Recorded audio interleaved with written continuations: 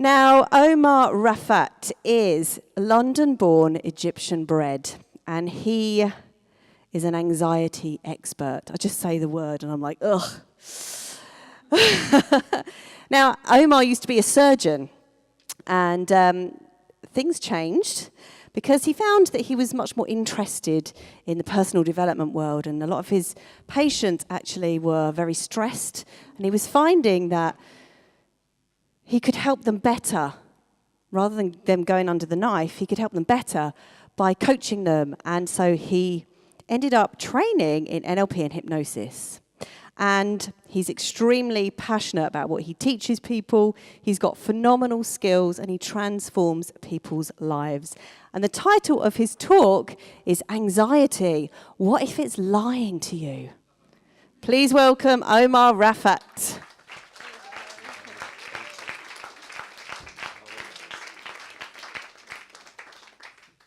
Thank you very much. So, anxiety, what if it's lying to you? And it is lying to you, and I'm going to show you how. So, a few months ago, I was contacted by this guy who slid into my DMs and asked me, he's like, so I'm really struggling with anxiety.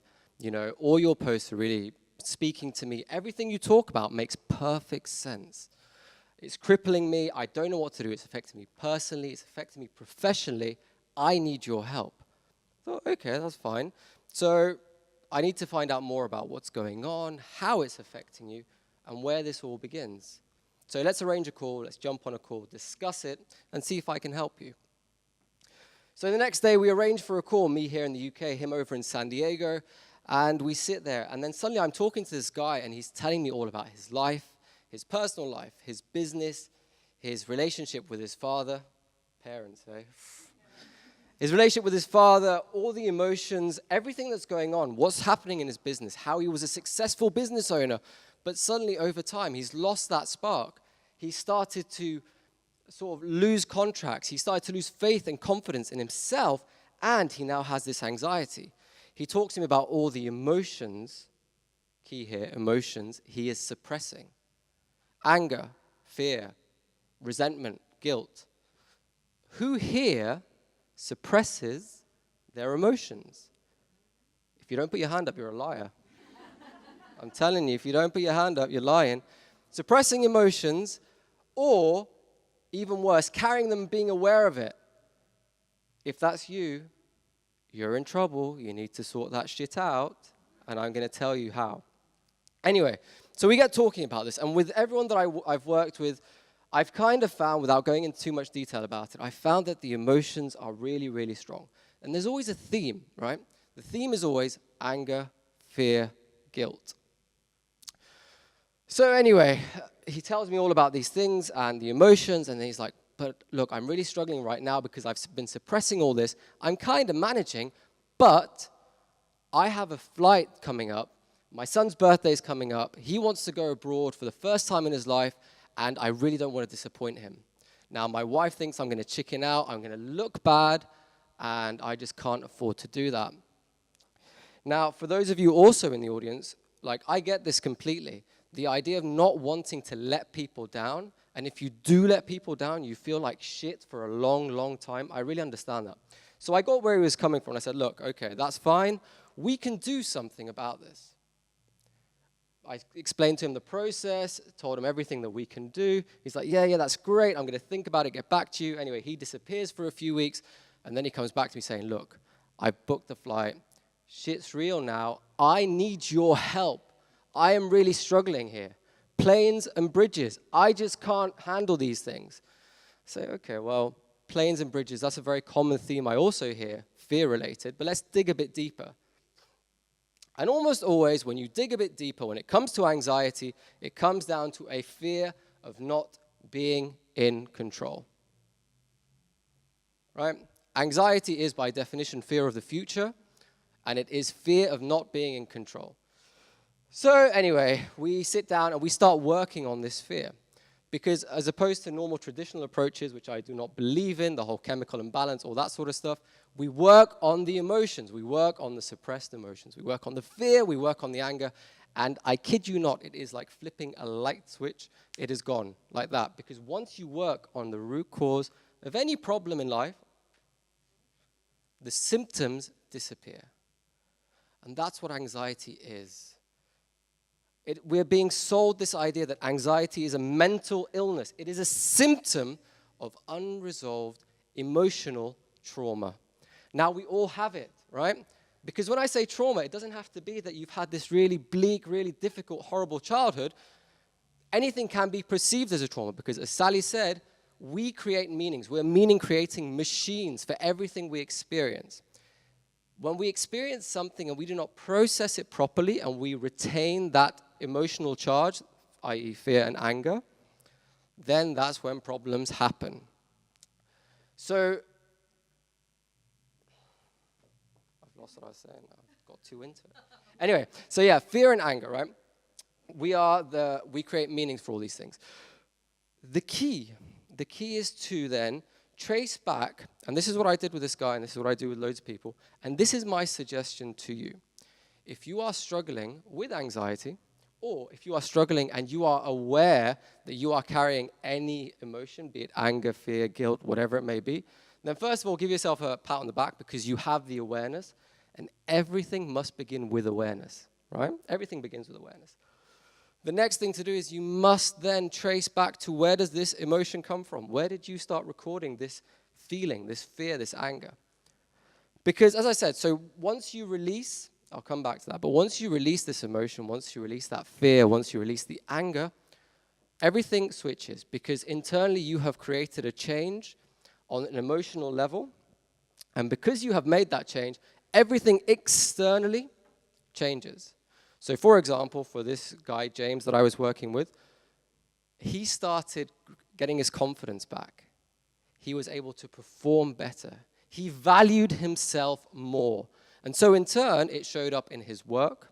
It showed up in his relationship with his wife and his kid. And he was able to get on that plane, go to Mexico, send me a video of him on the plane, enjoying life. And he's even booked 2 more flights for the summertime. All because we worked on the underlying emotion. Now, in society, in the world, we have become way too complacent and okay with this idea of just symptomatic relief. We do a lot of patchwork. We deal with symptoms of things without looking at the root cause of where it comes from. And unfortunately, this is an absolute bullshit approach because it does nothing. It masks things at best, but it's very short-lived. It's very short-lived. It's a much healthier, much better, more permanent approach if we look at things from where they actually come from, deal with it, because it is very simple and easy and quick, and then that person can be on their way. As you said earlier, even if it goes back generations, that's where you've got to begin, right? You've got to trace it back. So the point is this. What is the point? The point is... No, the point is this. Have a little scan in with yourself, if you are carrying, and mainly those two, I keep emphasizing those two, right? Fear, anger. Those are the 2 strongest ones. They are an emotional charge. They have some form of energy, whatever energy means to you. But if we look at it on a scientific level, energy needs to be expressed, right? It has a force. It has a power to it. If you are suppressing it, if you are holding it in, then just like a pressure cooker, it has to show itself in some formal way. It will start denting out. It will start crying out in the form of anxiety, chronic pain, IBS, whatever you want to call it, fine. They're all symptoms. But it's finding the emotion. And then when you find the emotion, you have to understand what do you need to learn from that emotion. You go into a process of reframing because you can change the meaning, but that's something different. So, you find the emotion, you let go of the emotional charge by accepting that it is no longer a case, by accepting that your reality now is very different, right? Because let's be honest, right? Let's be honest. Our parents, bless them, they did do the best that they could do with the resources, with whatever they knew at the time. To be living 10, 20, 30 years on, still carrying whatever resentment, anger, whatever towards they did at the time, it makes no sense. Okay? And a lot of people, I'll say this because a lot of people, they carry anger and hate towards people thinking that if I forgive them for what they did to me, then, that means I'm saying they're okay. Forgiveness is not about another person, okay? Letting go of anger is not for another person. It is just for you. So I urge you, if you are carrying fear and anger, start assessing and start letting go of it, right? Because it's not serving you in any way. That's the first thing. The second thing is to start realizing that once you overcome the emotional trauma, the emotional energy, whatever it is that you're carrying around, you will have the confidence, you will have the ability to get into flow, to get into starting to create pure magic. And I've seen it time and time and time again. And it happens automatically because you've changed the internal programming. You've changed the internal world. So it happens easily externally outside of you. And for people who are in a funk, people who are feeling that they are held back, feeling that they are not able to progress within their career, within their business, whatever, it is usually due to underlying emotions that they have not dealt with. And once you deal with them, that's it, it's gone. So one last thing that I'm going to touch on is for the people here, maybe, because it's very, very common now, this idea or this feeling of being not enough, right? It's way too common, way too common. And so for any of you who have this belief, any of you have this idea of not being enough, I want to tell you, and I'm genuinely serious, right? I believe in you, 100%. I believe in you. Other people believe in you. Now it's time for you to stop with whatever bullshit narrative you're giving yourself and for you to believe in yourself and for you to get out of your own way so that you can make magic happen, right? One more final thing. Why not? It came to me now. Yeah, it came to me now. Is that there's been a lot of talk about, judgment and fear of this, fear of that. I have personally struggled with fear of judgment. Absolutely. You're too intense, you're too this, you're too that. And to be honest, excuse my French, now I've accepted to say, fuck it, this is who I am, right? Because here's the reality. Here is the reality, and this hopefully will shift your perspective on this. No matter who you are, no matter what you do, there are almost 8 billion people on the planet, you will be judged. You will be judged no matter what you do by at least a cohort of people. So you need to accept that and say, do you know what, fuck it, this is me, this is who I am. I will speak to my people, whoever they may be, and whoever doesn't like it, so be it. Thank you very much.